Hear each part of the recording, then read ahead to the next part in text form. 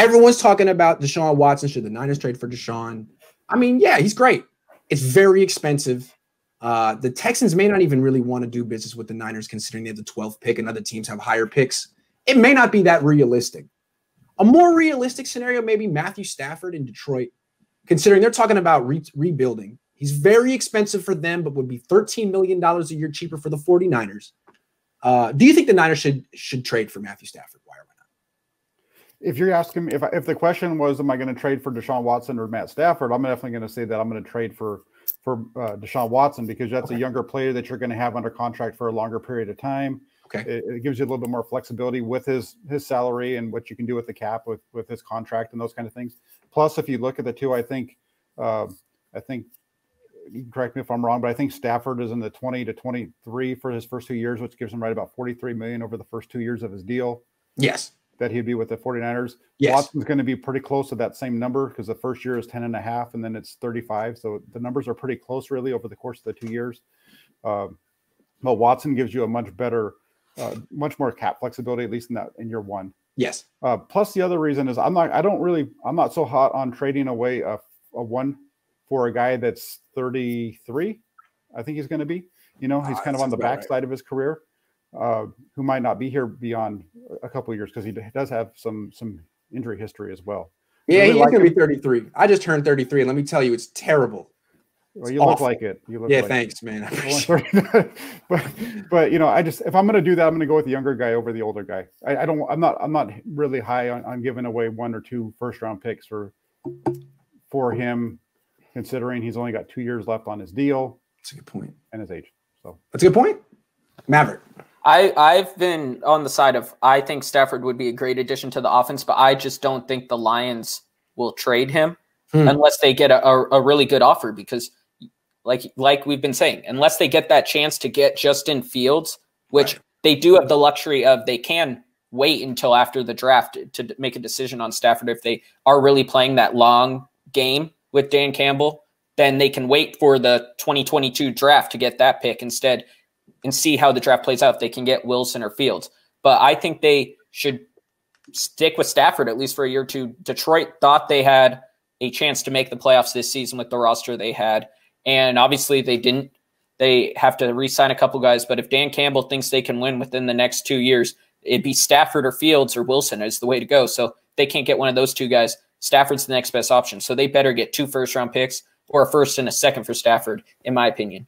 Right. It's the same thing with Watson. Let's say this team wants to move off their quarterback. They want to move off Watson. They want to move off Stafford.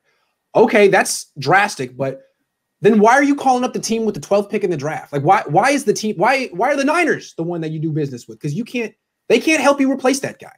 Carolina can, Atlanta can, Washington can, the Niners can.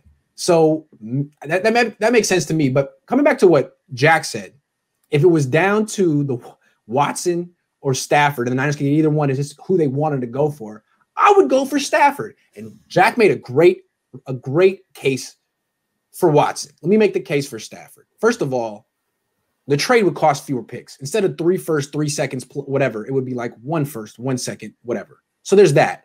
Also, while Watson would be cheaper in 2021, he'd be very cheap in 2021. Stafford wouldn't be super expensive. He'd be at $20 million, which would be like 11% of the cap.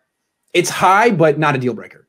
And then the next year, he would be about 11% of the cap again, because the cap would go up and he'd go up to $23 million. He again would be expensive, but not a deal breaker, as opposed to Watson, who goes into astronomical stratosphere level in 2022, a level that no one's ever won a Super Bowl at. Maybe he can. Someone's going to do it eventually. Maybe it's him. So I like the idea of having the more mid-level price as opposed to cheap, way expensive. And then he's a free agent after 2 years. You can move on. You could re-sign him. He might be affordable. I don't know. I like that. But Maverick makes it feel like neither one's really going to happen. And, if you trade a first and a second for this guy, how do you fix your offensive line? It's not like Stafford hasn't had injuries the last few years. He gets hurt too. So why is he going to survive behind this offensive line all of a sudden? Why? Maybe he won't. I'd love to see Stafford with a good running game, though, because he hasn't really had that in his career. I think their first 100-yard rusher in the last 6 years happened last season. They haven't had 100. They haven't had a good running back situation. So it'd be interesting to see what Stafford could do in that scenario. But like I said, I think it'll take picks for both. And it just depends on who Shanahan and Lynch are more interested in, I guess. Yeah. I mean, I like Stafford too. I just, and you made a good, your deal is pretty right on too, Grant. I think that makes a lot of sense. I'm just not really big. I'm not as worried about the picks kind of after, taking a look at some of the history as much, but on the Watson side, but darn, watching Stafford and what he could do in this offense with the weapons that they have right now, that would be a lot of fun. The run game's an interesting point. To me, like what the Shanahan's legacy in the NFL is helping quarterbacks like Stafford, like Elway, guys who are very talented, but are like stuck in these terrible organizations that don't give them the full complement of a team. And the Shanahan's like, all right. I know everyone wants you to be a great quarterback. We're going to give you the running game. You'll be even better. That's what they do. So they could really help Stafford the way Mike helped Elway. I don't know if he'll get Stafford, but I mean, he's a much more physically gifted quarterback than Matt Ryan ever was. It would be very interesting to see what those two could do together. I'd be curious, but again, it's not going to happen. Why would the Lions really want to trade him here? If they had options, I'm sure more than just the Niners would want Stafford if he was available. I'm sure a lot of teams would want him. And he's interesting.